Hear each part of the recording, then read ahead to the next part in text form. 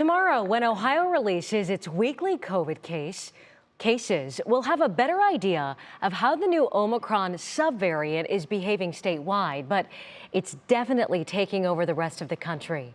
As of last week, BA.5 made up more than 45% of cases in Ohio. So far with the variant, we're not seeing a rise in ICU admissions or ventilators. Meanwhile, the COVID vaccine still appears to be controversial, and two sisters from Akron refuse to get it, even though doctors say it could save their lives. Lydia Esparra explains. The coronavirus has now been present in our country for 2.5 years. Millions have been vaccinated and millions haven't.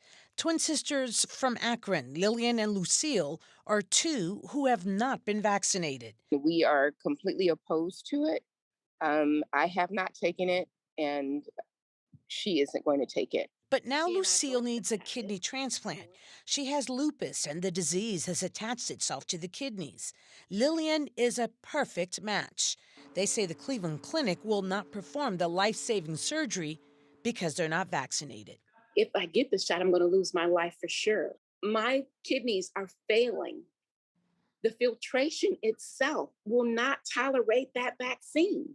The twins have hired an attorney. This is discrimination under the Americans with Disabilities Act. This is damaging a major life activity.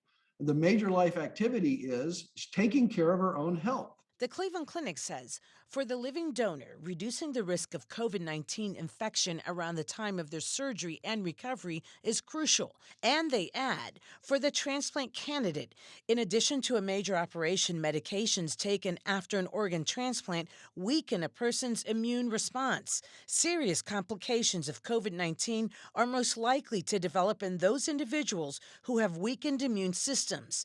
Time is quickly running out for Lucille. We are now at the pretty much end of the road. My sister's function is only 7%. A vaccine is needed for surgery, but for the ladies, it's just not an option. Now, the sisters are trying to find another hospital in other states that would be willing to perform the needed transplant without the COVID vaccine. They also say after all the testing with the Tuskegee experiment, a very controversial and discredited study for untreated syphilis in Black men, that went on for 40 years, so they don't feel comfortable receiving the COVID vaccine. Laura? Wow, what a story. All right, Lydia, thank you.